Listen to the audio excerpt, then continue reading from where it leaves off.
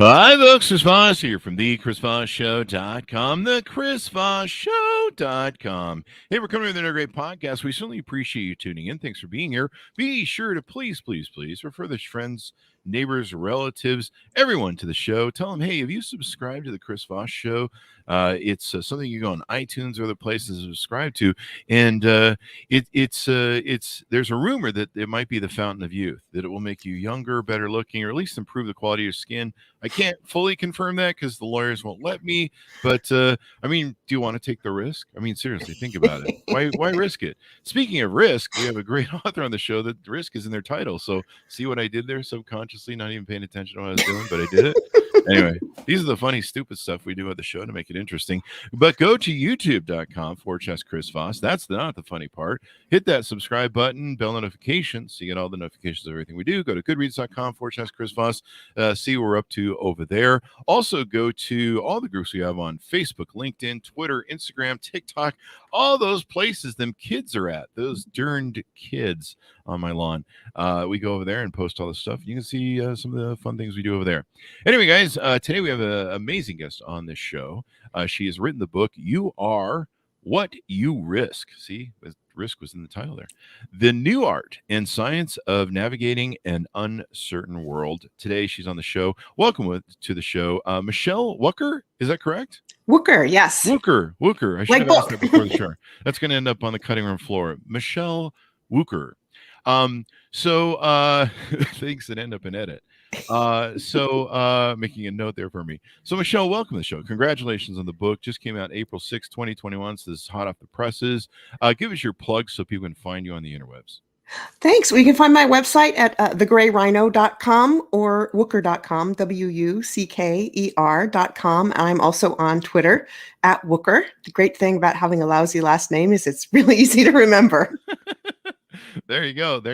So what motivated you want to write this book? In fact, if you want to quote the number of other books you have a few others too. Sure. Well, this is really a spin-off of my third book, which is called The Gray Rhino, How to Recognize and Act on the Obvious Dangers We Ignore. And that's really, the gray rhino is a metaphor for the big scary thing that's coming at you. It's really big like a rhino. It's got the horn. It's coming at you. And it's gray because if you went to the zoo when you were in the 6th grade, like I did, you probably saw a black rhino and you probably thought, wait a minute, that's not black, that's gray. And similar with the white rhino, not white, gray. It's kind of obvious this big 2-ton thing is gray, but the color is really a reminder for how much more obvious we are, and how much more likely we are than we think to take our eyes off of the obvious thing. It's a call for a fresh look at obvious risks, probable big scary things that are going to happen to us, and it's a framework for helping you get past that. And being one of the people who gets out of the way, or even uses its strength instead of the ones who gets trampled. So I was going all around the world on book tour, and people kept coming up to me and asking afterwards, how do I apply this to my personal life? Or they just told me, this is how I applied it to my personal life. And I didn't know what to do with it because I write about policy and business and finance and, geeky wonky stuff. But I realized that so many, CEOs were having terrible, terrible problems with bad personal risk decisions, and boards were starting to kick them out. I started to see such a clear connection between the risk attitudes of the people who are making decisions and the people all around them, and the very different risk policies and frameworks in different countries. And all of that comes together to shape why and how we make the decisions that we do about risk. Each one of us makes 35,000 decisions a day, and each one of them is, in essence, a risk. And I really saw that the risks that we take define us to the world as distinctively as a fingerprint imprinted on a wine glass at a crime scene. The detective brushes that black powder on it, and they know who you are. And so the risks we take tell the world who we are. And by understanding what goes into that fingerprint, the genetics, like the arcs and whorls, those shapes that you can't change, the experiences, like you cut your finger, it leaves a scar, that's indelible, the environment, the temperature, the people around you, even the food you're eating, all of these things affect all of the risks that you take, all of the choices that you make. But most of the time we don't think about that. And so this is really a way to help people focus on who they are by thinking about the risks that they take. So is that a good arcing overview, description of the book, or do you want to expand more? Well, I think that's really the central premise. And in fact, it's why you can see behind me, the cover image, there's a fingerprint in the shape of a maze, which really symbolizes to me risk-taking choices, but a lot of uncertainty. You don't really know. And this seems to be the moment for thinking about uncertainty, everything we've gone through over the last year. Yeah. But it goes into, each individual, but then how there's a feedback loop between your risk behaviors and choices, the organization you work for, your community, your country, and how decisions at all of those levels change the risk decisions that we make. That, whether you go to the grocery store wearing a mask or not, whether you get a vaccination or not. And we think about risk a lot these days for the obvious reason. And by understanding those influences and the changes that you can make, different habits, different processes, understanding, being aware of your own risk fingerprint and that of the people around you, it opens up a whole new world. You can make better decisions about your life, about your job, about your community, where you want to live, what you want to do. And it really provides a beacon through this very difficult time that we're dealing with, where there's a lot of uncertainty, a lot of choices come up. And as we're seeing with the number of people, quitting their jobs or making other big choices, it's really a pivotal time for each one of us and for the world. And so I want people to think about the risk that we're taking and why, what the consequences are, and how we can be better at taking risks, both the good ones, the opportunities, and hopefully fewer of the bad ones, the dangers, the ill-considered risks. This is really interesting. I've been writing about this in my book, Starting a Business and stuff. And let me know if this is the same sort of thing. By the way, 35,000 risks or decisions a day. I need to go take a nap. I'm tired already. I know, I'm exhausted already, right? Wow, 35,000. Wow. I'm going to wake up tomorrow morning and be like, oh, crap. Open your eyes or not. Walk the dog or make it wait. 35,000 more of these to go, for the love of God. Make it stop. Thankfully, I guess some of that's subconscious, but we used to have a thing that I started early on in our business because, we were a startup that was self-funded, lots of sweat equity, but we grew exponentially very fast because we weren't in a lot of debt, and we could reinvest our profits, which is what we did, rather than buying fast cars for the first 5, 10, 8 years, maybe 8, 7 years, something like that, maybe 5. 97, yeah, it'd be 5.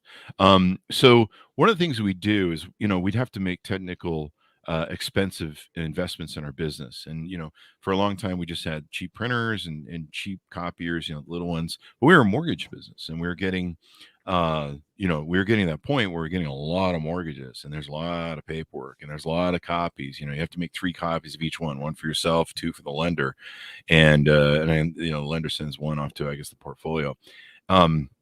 And so I remember the first time, this was like a really big deal. It seems silly to think about now, but I remember it was like $4,000 for this copier. And it was like, gosh, this is all big spend. Is this going to be an ROI for us and stuff? And, $4,000, we were still a startup, is like, this is a lot of money for this big computer. And, we're trying to make that leap where, we weren't just buying the next thing up. We were trying to reach out and grab something that would last for a year or 2 in the future. And I came with this concept of looking the dragon in the teeth, looking the dragon in the mouth, and analyzing all the shit that could go wrong. Like everything that, like, what if this doesn't work? Can we live with this? Can we live with that? Can we live with all the different aspects that could go wrong if we overspent for this thing and wasted the money?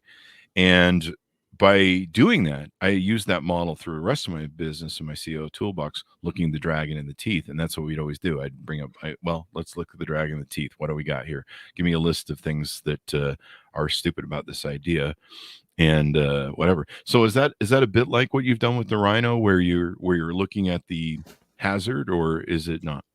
It's a little bit. And one of the points that I make with the Rhino is that, the big thing coming at you can be a danger or it can be an opportunity. I mean, one of the things that my friends started sending me cute baby rhino videos. Like, they're cute. They are ridiculously cute.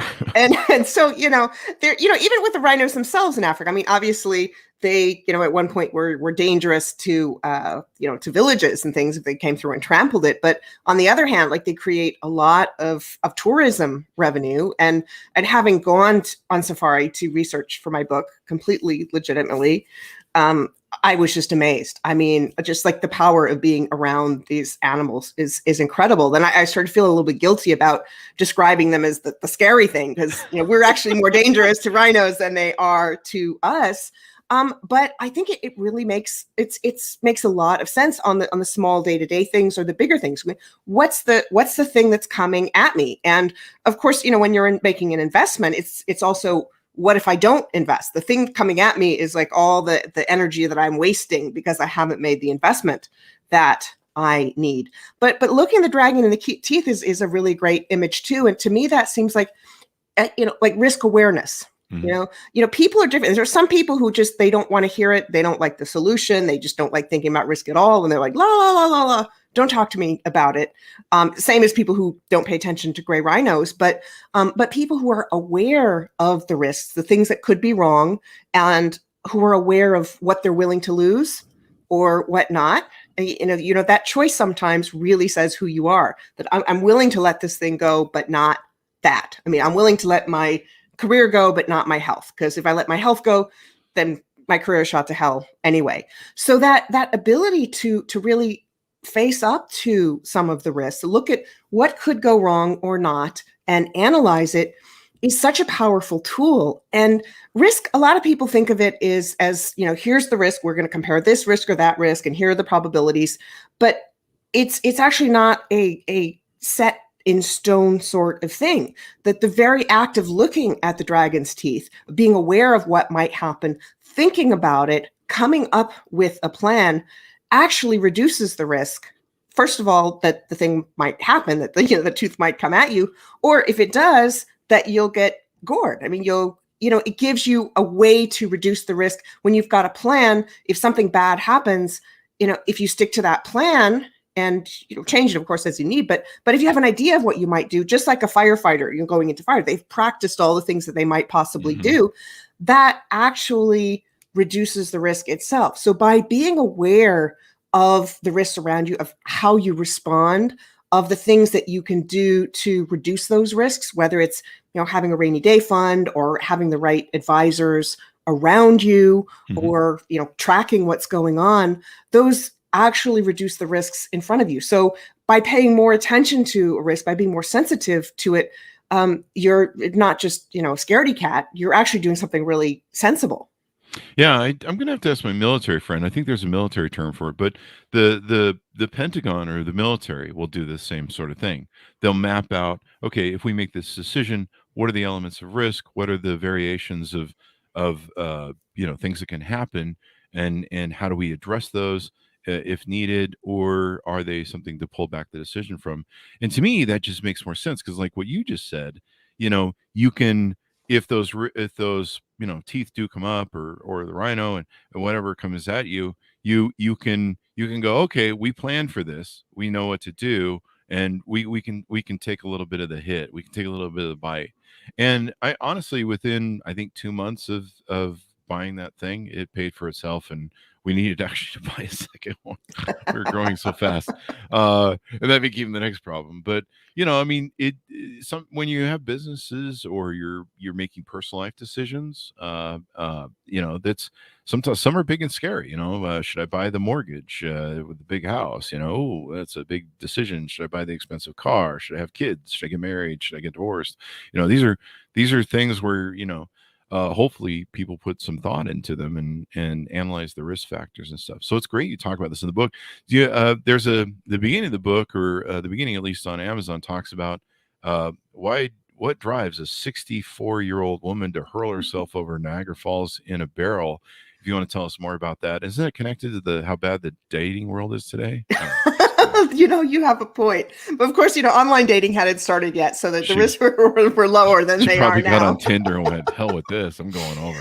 But yeah, I was looking for a way to start the book, and was, sort of really scrambling, like a little hamster running the wheel. Going, what do I do? What do I do?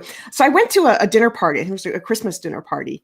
And these guys had just come back from Niagara Falls, and they were telling me about Annie Edson Taylor, she's actually 63 years old. On her 64th birthday, she became the first person to go over Niagara Falls in a barrel. It was this kind of souped up pickle barrel. And it's like a crazy thing, but her story is really a lot about what my argument is, that what you do is a combination of the world around you. I mean, it was a very turbulent time. The president had recently been assassinated. The economy and markets were up and down. There was a lot of uncertainty around your past experiences. Her father had died when she was younger. Her husband had died. Wow. So she'd have these shocks that, some people have a shock and they go, okay, well, if I can go through that, I can get through anything. And other people kind of shut down. And that's sort of the intersection of your experiences and your innate personality. And she was kind of an adventurous person. She had traveled all around the States, to Mexico, teaching all over the place. So, she was used to different circumstances. She'd had a financial cushion most of her life. And some of the research shows that people who take the biggest risks, seen from other people, are the ones who either have nothing to lose or who have a cushion. But her cushion was nearing the end, and she needed some money fast. And so she had this great idea that she was going to, go over the falls in a barrel. And she also was very methodical. Like a lot of the people we think of as big risk takers, they go and they study everything. She had this, leather straps and padding, and she sent her poor cat over in the barrel first. There are conflicting reports over whether the cat survived or not. But there is a picture of the cat on top of the barrel, which I hope was taken after that happened. Yeah. But she she tested it, and she hired this promoter. She had this idea she's got this speaking career. And she made two really, really big mistakes. The first one was to not think about the fact she wasn't nearly as dynamic a speaker as she was a falls jumper. In fact, by all accounts, she was actually pretty boring, which is kind of hard to picture, someone who does that. But I've got a few friends that are that way, though. So it's, who they're knows? Still getting speaker gigs. I don't know. I don't know. But the other thing, this is actually really funny. So she'd hired this carnival promoter guy, and they lied about her age. They said that she was, 46 and not 64. And that turned out to be a crucial mistake on two counts. First of all, he apparently stole the pickle barrel, and he toured the country with the pickle barrel. And a woman who said that she was the same age that they lied that Annie Edson Taylor was. Oh. And so she did not make a ton of money. She kind of, eked out the end of her life, selling souvenirs and autographs and stuff at the foot of Niagara Falls. And it was kind of sad, but it was such an amazing feat. And other people tried it after her, and not all of them made it. But she was really a combination of her innate personality, her experiences, her financial circumstances, the zeitgeist. All of these things worked together to that risk decision, which is to say that any of the decisions that any of us make are completely tied to what's going on around us. So if we're aware of how our environment is shaping our risk decisions, we can at least make better decisions or do what we need to do to change our circumstances so that we can, make different choices that we're happier with. And it's cool that she's, she logically went through, the risks and factors and assembled, different ways to mitigate the risk. There's for a lot of people, risk factorization is just hold my beer, watch this. Yeah, well, it's interesting with her, and also, I interviewed a couple, a couple of extreme athletes in the book too, and from the outside, we're like, oh, they're so daring, they're so adventurous, and yes, they enjoy this thrill of the challenge, but they're very, very methodical about it, understanding the environment, training, very thoughtful. We saw, Simone Biles this week saying, what, I'm not in the right place to do some really, really dangerous stuff that could break my neck if I do it wrong. And, she did something that, created a lot of blowback, but also a lot of praise. And I'm very proud of what she did. And so sometimes it's a matter of asking yourself, okay, riskier than what? Yeah. She bringing up that top, and I do want to say this I think the story is more interesting that she was a 64-year-old woman. I think that sells better because that's ultimate freaking That's better than a 47-year-old woman. That's 64. I mean, back in those days, I mean, that was kind of, you were at the end. I Yeah. mean, And maybe and that factored into your decision yeah, I anyways. Like mean, if I don't make it, well, I didn't have that much left in me anyway. yeah, I mean, but I mean, just pulling that off. I mean, like, I'm 53, and I'd be too chicken to pull that one off. And here's the thing. That's like back in those days. That was like going to space. You're gonna get free beers for life. I mean, heck, if I saw that on a girl's Tinder profile, I'd be asking her out just to find out more. Just think, what if they'd had online dating way back when? Yeah, It would have dude. changed the course of Been history. like, I don't know. I got this girl on date, and she went over to Niagara Falls, man. I mean, that's probably a keeper right there, or it's a massive red flag. But I'm gonna find out, because I just gotta know. I mean, she's a unicorn, of either brilliance or crazy. So I don't know. Might be fun. Anyway, jokes aside, you bring up Simone Biles, and I've been arguing with a couple people last few days, and been kind of disappointed. And I don't know if I'm on the right or wrong of this, but I'm on the side I think that you were on, that you stated. I was watching her land and stuff, and I'm like, she's gonna twist an ankle and like mess herself up. She's That's the clearly best not in case her game. scenario. Yeah, and she didn't go off like John McEnroe, who was always like, the game's, she didn't go off like that. She just said, hey, man, my head's not in the right place. And there were some people we talked about in Clubhouse that have worked with Olympians and stuff, and they were disappointed. And I was like, hey, man, if she, like you said, if she can break her neck, or if she can hurt herself or do a permanent injury or something that takes her out of the game for years on end, there's a point where you've got to, even a leader knows that there's a point where you have to step back and let your team take over that's trained. Maybe they won't do the job as good as you would, but there's a point sometimes where you have to say, I need to take myself out of the game and put the people in the game. And there's a reason for that. I mean, there's sometimes, I don't know about, I'd have to go study this, but there were probably times where Michael Jordan said, I've got to sit out a round, or, whatever. So I respect what she did, unless she was acting like John McEnroe and like, I'm, being a spoiled brat. And Not her style. That's not her style. And when you know the power of this girl, and you've been following for as many years as we all have with her viral videos, I mean, that something's really going on that's really bugging her. And then there's a lot of different factors with a woman that can happen, a lot of balance of different chemicals and stuff. And, I mean, I've had days where I wake up and everything I touches just collapses, falls over. I'm just like a bull in a china shop. I write emails to people and like, why are you so hateful? And, I'm just destroying everything. And it's like, I just have to realize I woke up under a bad mood, or I got off really literally on the wrong side of the bed, if that can happen. And I just need to give up on today, or at least this part of today. And I need to go back to bed and re-wake up on the right side of bed somehow, however that works.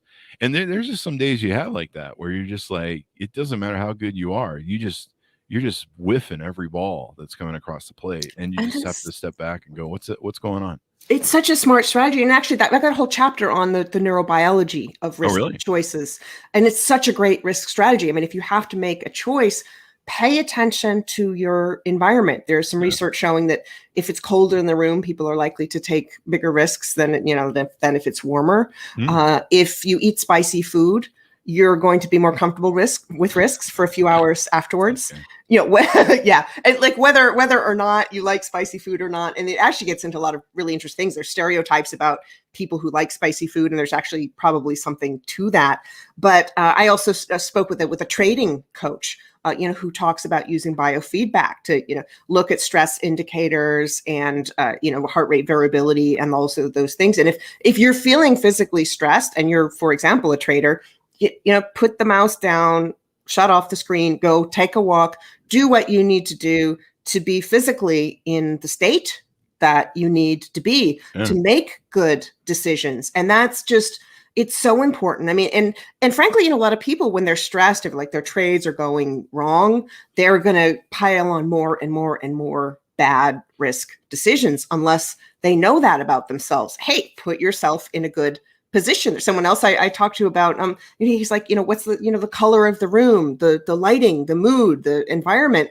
Those things all put you in a good place or a bad place. And by being aware of it, you're making a good risk decision. And that is, if you adjust for the bad things and make sure you get in a good place before you make that choice. So could we say that she's making a good risk decision based upon your research and knowledge? Because, I've had people been like, they act like they own her. She's our Olympian. She shouldn't be this way. And you're like, she could break her neck and then she's never going to be your Olympian. Yeah, So and these are people who haven't done a fraction of it, and it kills me actually. There was a lot of debate over the Yurchenko flips that she's been doing and things where they were weren't giving her extra points for that because they didn't want to encourage other women to do it because they didn't have the chops and they didn't want other people to get hurt. They can't really score her. I mean, she's like Michael Jordan. She's like at a level that is just freak show. I mean, so these people criticizing her can go stuff it. Yeah. It's like what they used to say when I used to come up with ideas at the car dealership back in the day. They were kind of funny. You go up to the management, you say, "Yeah, you know what you guys should do? You should stop doing this and do this." And they would look at us and be like, "You know what you should do? It took $2 million to start this company. So why don't you go get $2 million and you can do whatever the hell you want. Until then, shut up." So maybe we should just be saying to the Biles people like, "Hey, why don't you go do that vaulting crap and let's see how well you do and see if you have a bad day there, buddy." I'm with you on that with one caveat which is that sometimes people can get so set in their way of doing things that they don't get enough outside perspectives. And of course, an uninformed Yahe coming in and telling you what to do, that's one thing. But I mean, I think she talked to her doctor. She probably talked to people who were part of her, almost a, personal board of directors, which is a concept I love.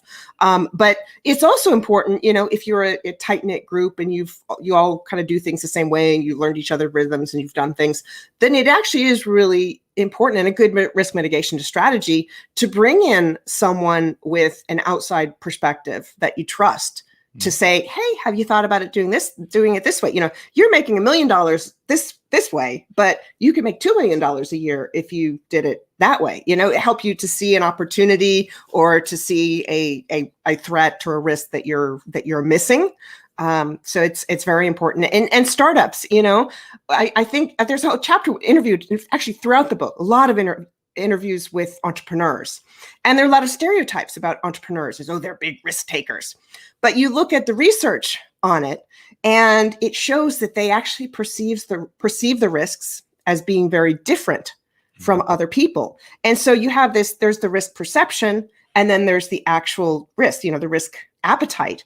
And so you can have two people who are making the exact same risk decision. I'm going to invest $10,000 in this Robinhood stock, but it's not the same decision if you have $1 million in assets and you're just putting, $10,000 there versus if you have $11,000 worth of assets and you're putting all of it there. So the same risk decision can be very different.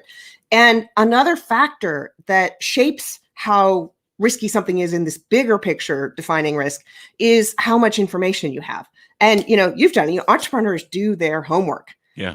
They ask people for the good ones. Yeah. And the ones that succeed. And those are the ones we hear about, the ones who crash and burn, thankfully maybe we should hear more about those as cautionary tales, but entrepreneurs tend to go and they do their information and they also ask themselves, not just, is this big risk worth taking, but what risks am I not taking? And, you see right now, actually, there are a lot of solopreneurs, freelancers, a growing part of the workforce.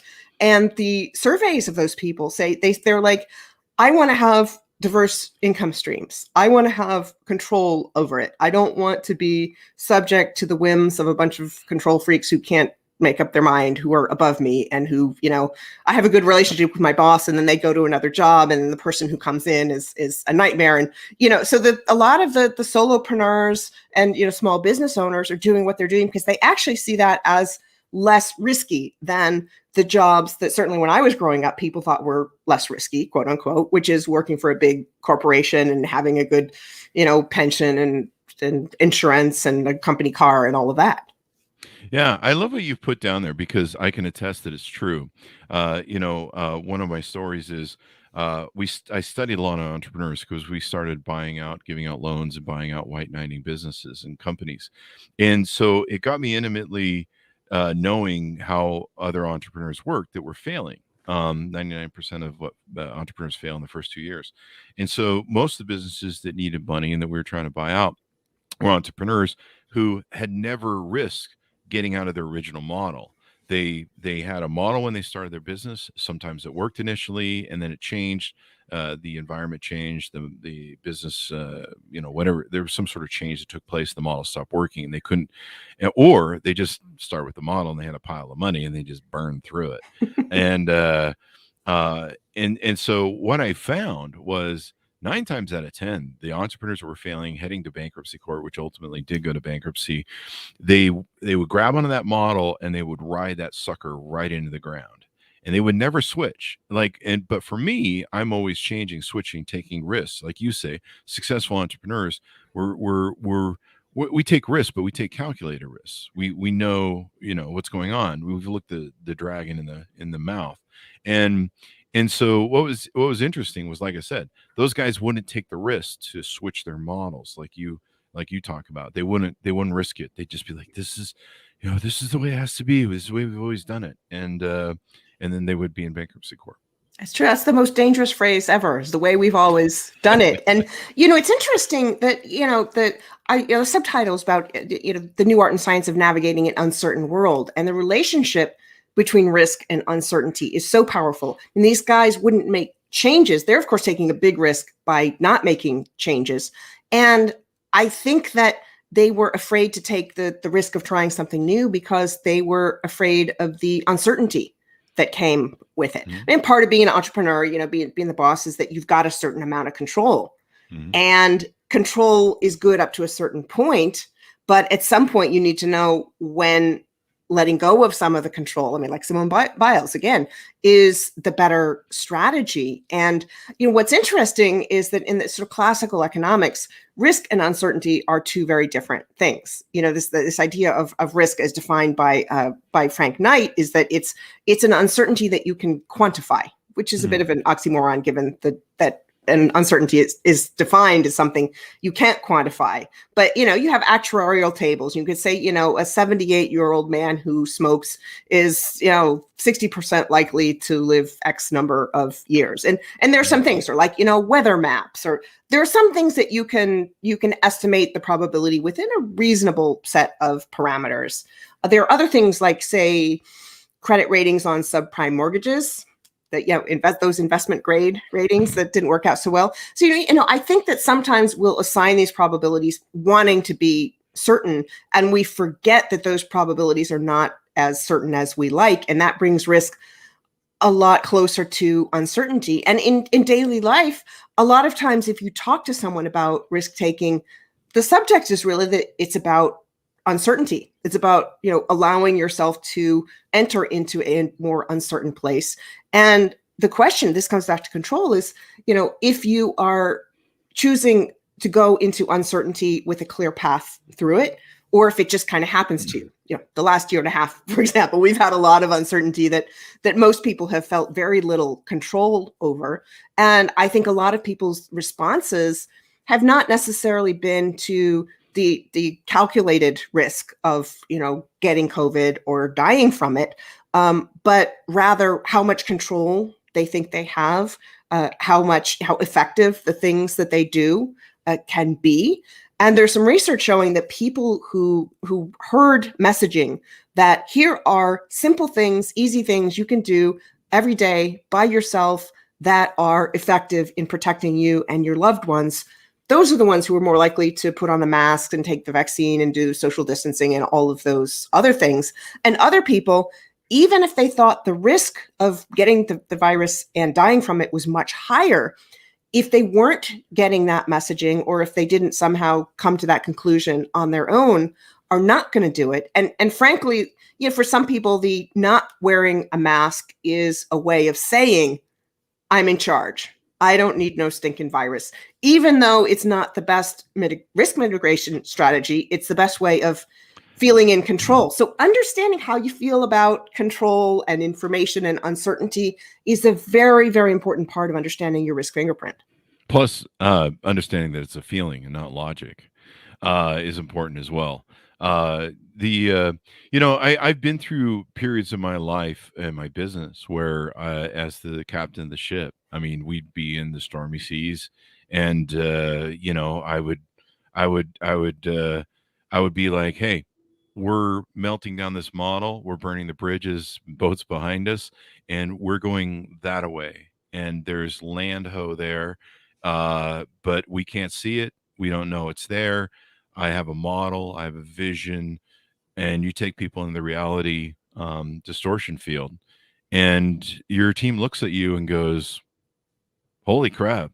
Uh, he's like serious. Like he wants to blow up the model and go different, and he wants to go that way."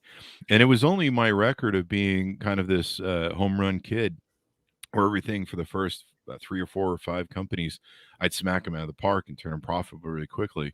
And to me, it was just a widget model that I just replicate. This is real. My brain comes up with systems that are really interesting, and I look at things from a very simple, out of the box format. And but I would be the guy who would be like, and what they didn't see was there was modeling and risk modeling that I had done in my head. There was an understanding of where I was going. There was a projection that I had made of the bet that I was taking. I just didn't take people on risk. But there's also a bit of bravery or courage to it, because at one point I had over 100 employees under my stead. You make a wrong decision, you're going to cost people jobs, livelihood, and everything else. There's a bit of tight high wire rope to it, where you're just like, whatever. But I've been that guy who goes, here it is, and everyone needs to lash themselves to the sails, and we're going to get through the storm. We're going to get through the thing that wants to sink the boat, and we're going to find peaceful waters, and we're going to find land.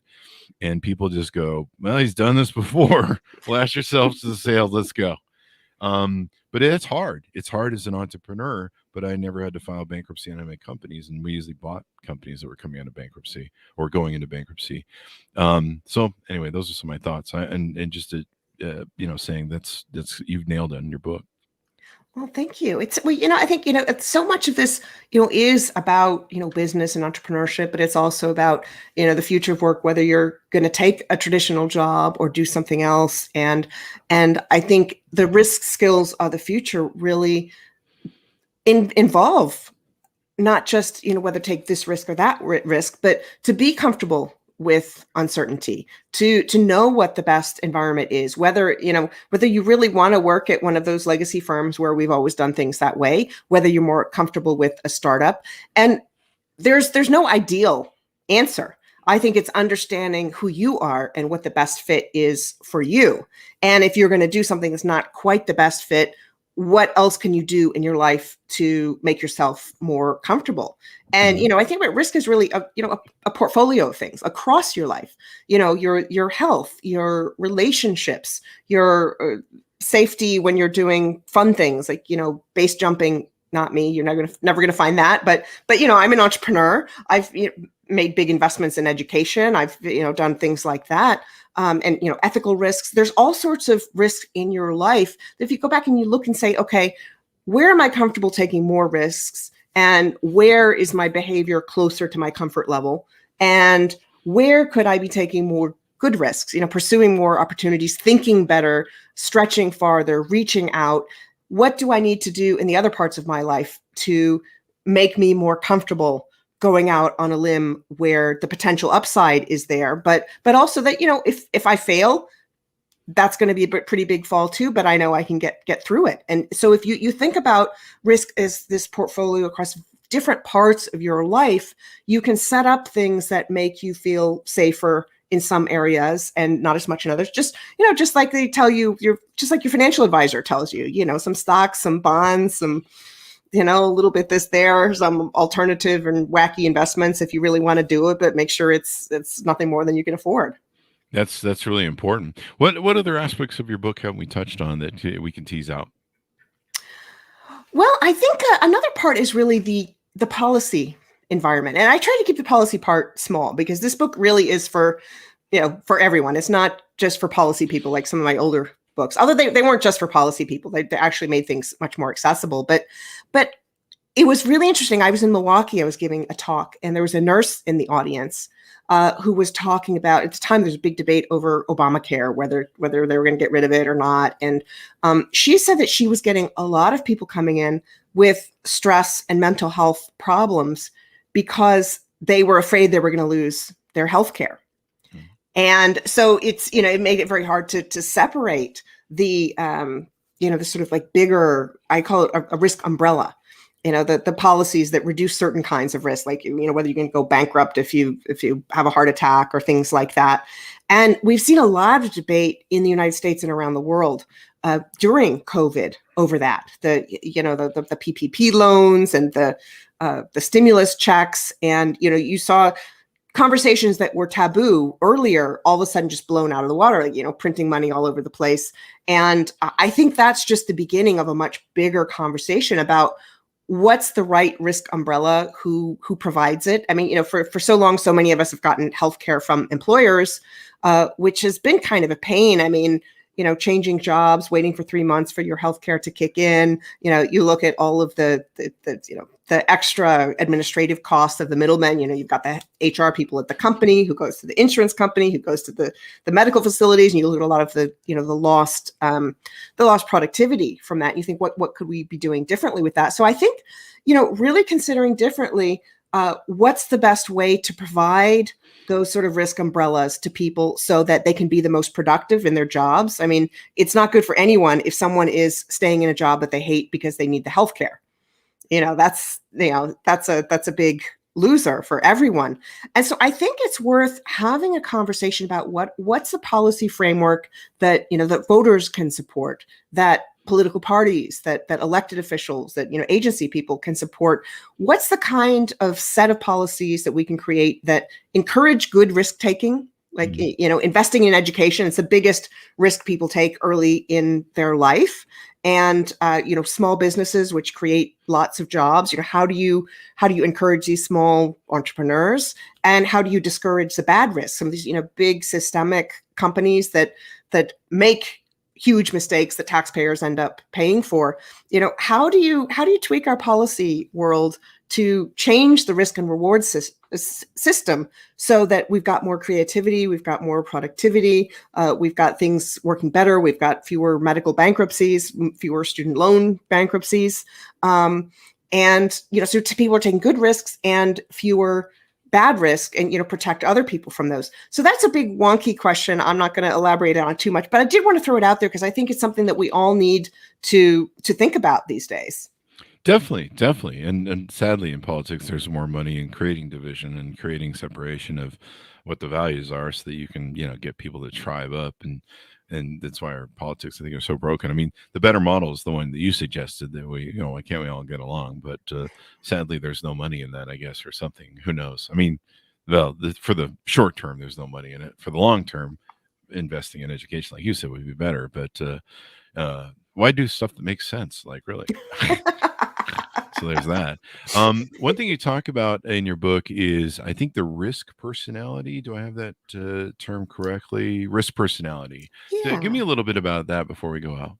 So it's part of your risk fingerprint. Mm-hmm. It's the innate parts of your personality that determine whether you're more methodical or impulsive when you're taking a risk, and also how anxious or how calm you are. While I was researching the book, I discovered this tool called the Risk Type Compass, developed out of the UK from a company called Psychological Consultancy. And when I first talked to the founder of it, Jeff Trickey, we were on Skype for like 2 hours. And I was giving a speech in Europe several months later in Belgium, and popped over to the UK so I could go, and we spent a day together talking. I could have talked to him for hours. And but so he developed this tool, the Risk Type Compass, which is, got the two the two poles, the anxious versus calm, the impulsive versus methodical. There are 8 personality types along that, just like a real compass. And then you're either closer towards the center, which means you've got more shared characteristics with the other ones, or you're firmly tied to one of those personalities. And this is interesting. I'm mildly intense. which is a bit of an oxymoron. But it means intense. Obviously, I think a lot about risk because like that's what my life is about. But I'm mildly so, which means I can understand the other perspectives. Which it's being mildly boring. I mean, well, better. Maybe who knows? But I don't know. I bet mildly boring. They're mildly boring. Mildly boring, yeah. But somebody's mildly intense. The extremely intense is where it gets. You're just like, whoa. That's probably intolerable. And people ask me, is there an ideal type? I'm like, no, there's a matter of being aware of your type and matching it to your circumstances. They've done like 20,000 of these tests. Oh, wow. And it's interesting. They said a lot of particular careers end up with a big concentration of particular types, air traffic controllers or lawyers. And of course, it depends on whether you're a litigator or a contracts lawyer. It's like two totally different kinds. And they also said that, they do work with boards, and they said they'll do a scatter plot of the risk types of everyone in the boardroom. And the people who have similar types weirdly often end up sitting together automatically. Oh, wow. And so when you look at, your own type, you can understand what you're good at or not so good at. He said there was one woman who was really disappointed that she didn't come across as like adventurous or carefree. That's what she really wanted. But she realized, I'm the only person in this firm who cares about making sure that we are in compliance with the GDPR, European data protections. And so she realized there was value in her particular risk type. But also, if you have everybody in the room who's the same type, then like I was saying before, it's like you really need an outside perspective. You need someone who can shine a little bit different light on a situation. And it's really important for thinking about innovation and creativity. What's your corporate culture? Do you have a bunch of people who are really anxious and methodical, and they're so much about minimizing risks that they forget about the unintentionally created risks that taking some risks to zero create. So it's that mix. It's understanding yourself, understanding the people around you, which is something I call risk empathy. And of course, empathy is a big buzzword in business right now, and I think for good reason. It's a really powerful skill. But understanding not only your relationship with risk, what you're more likely to do, what makes you more comfortable, what pulls you back from the ledge when you need to be, and then how does that relate to your peers, and how can you use an open conversation about risk to come together to agree on things where there might have been an impasse before, but this conversation creates a solution and a path forward. Yeah. This is really interesting as I've been thinking about it, because there are risk personalities. One of my friends, one of my old CEOs who was the last CEO who taught me my final lessons on running a successful business. He always said, when you get a board, Chris, don't have a board of yes men. He goes, make sure that there's one guy on the board who's always negative about everything. He's that one guy that's just, he hates everything. He's negative about everything. Right. And he's like, don't fill a board with yes men. Always make sure there's one guy who's the different guy, and he's always going to be negative about everything. Because when that guy's dead on right, he's dead on right. He's not always dead on right. When he's dead on right, he's going to save you millions of dollars, because he's gonna be the guy in the street with the sign that says Jesus, the world is ending, whatever. And you sometimes you look at him, he's talking to himself, and you're like, he's either a prophet or he's homeless. But should we risk that he's not a prophet?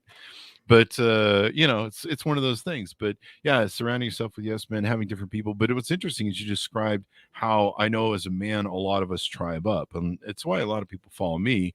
A lot of times we surround ourselves with other alphas if we're alphas, and we kind of, and it's kind of a tribal thing that we do, because we're like, we're gonna go hunt dinosaurs and throw spears in them, and the little nerdy weak guy comes along, and we're like, get lost, buddy, man. You're the person on the team who's going to hurt us. But nowadays you don't have to worry about that in a corporate structure, where you're fighting dinosaurs, and that the IT guys are the first one that's going to get eaten. But I don't know, maybe it is. I don't know. I'm just kidding. So anything more we should plug out or tease out on your book, Michele?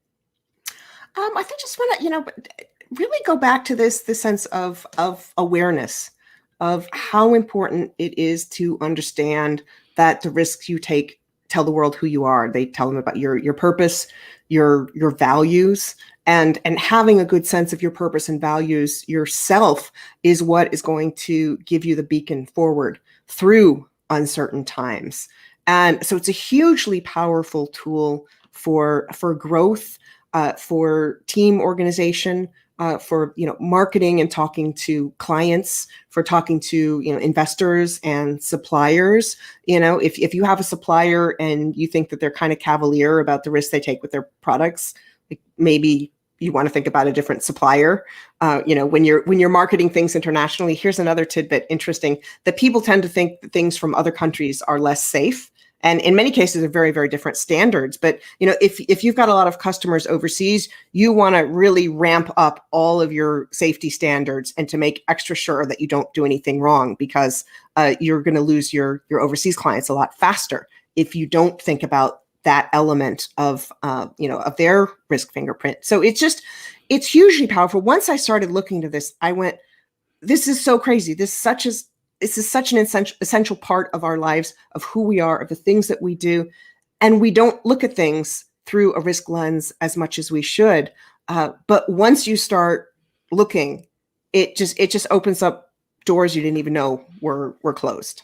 And that's very true. One caveat too that I would add to what you were saying is not only the risk from your vendors, but also the failure of their risks that can impact you with consumers in the marketplace. Like a good example is the Foxconn suicide nets with Apple and how that got them in trouble, or different meltdowns. You found that, there was a high risk version, or I don't know the right way to put it at the time right now, but, there's a high risk sort of thing that your vendors were doing. And, suddenly they're like, hey, we're not buying Nike. They have child labor. And you're like, oh, crap.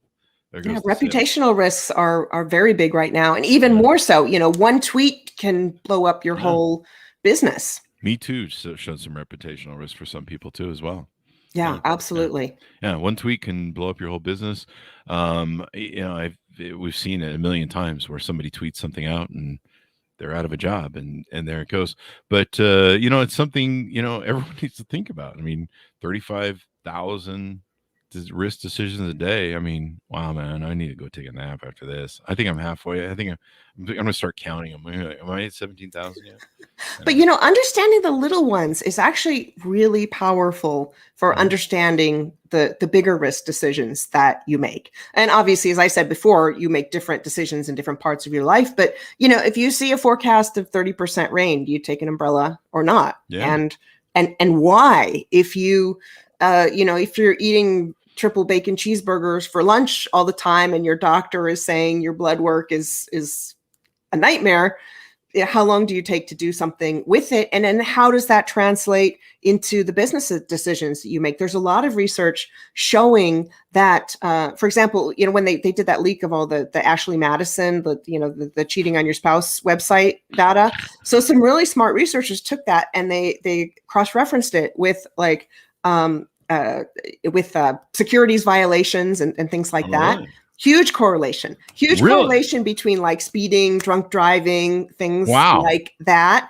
So yeah, and those are pretty big risks. I mean, blowing up your marriage, or driving while you're drunk. And there are also other research showing financial correlation. CEOs financial, if they take big risks with their own financial portfolios, it's more likely to show up in their company. And so and those go from smaller to bigger, but you shouldn't ignore the small risk decision that you make. And if you can start to create better habits with the little risks in your life, either the active ones, like doing something is kind of dangerous, or the passive ones, the not getting your health in shape, the not exercising, the not listening to your doctor, not listening to your spouse. If you can start creating habits to make good small risk decisions, that's going to trickle up to the big risk decisions as well. It becomes a good habit throughout your life. Yeah, I would totally agree with you. You've nailed it on the head. I love it. So give us your plugs, Michele, so people can look you up on the interwebs and order your fine book.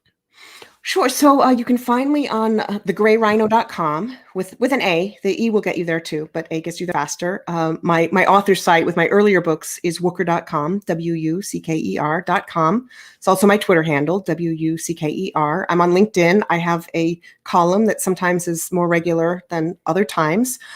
Please do buy the book. I really encourage people to go to your local independent bookstore or to bookshop.org. Which is a site that supports independent bookshops, or Porchlight Books in Milwaukee if you're doing a bulk purchases for business. So it's really important to support all of the independents who went through a rough year like all of us did, but they provide such a service. So look forward to hearing from anyone. I'm very active talking to people on Twitter and on LinkedIn, and look forward to hearing your comments or questions or reactions. Yeah, I love it so far. Thank you very much, Michele, for coming on the show and spending time with us today and sharing this wonderful insight. Thanks, Chris. This has been the most fun conversation I've had in a long time, and I have some really fun ones. So thank you for making it such a pleasure. Thank you. We're always honored. We get a lot of compliments after the show when we turn off the recording. Everyone's like, "This is the greatest podcast I did, and I love all this stuff." And I'm like, "Wow, this is a high media person that did a lot of touring."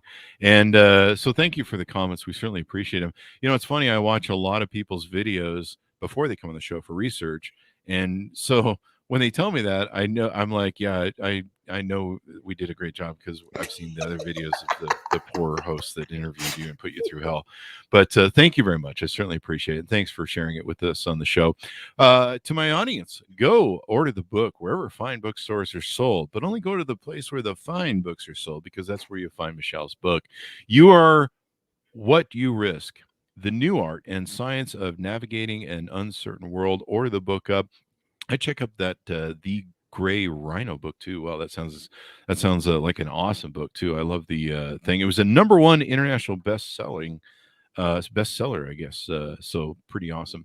Thanks so much for tuning in. Go to youtube.com/Chris Voss. Hit the bell notification button. Go to Goodreads/Chris Voss. Go to all of our groups on LinkedIn, Facebook, Twitter, Instagram, TikTok. You can follow us everywhere. Thanks so much for tuning in. Be good to each other, and we'll see you guys next time.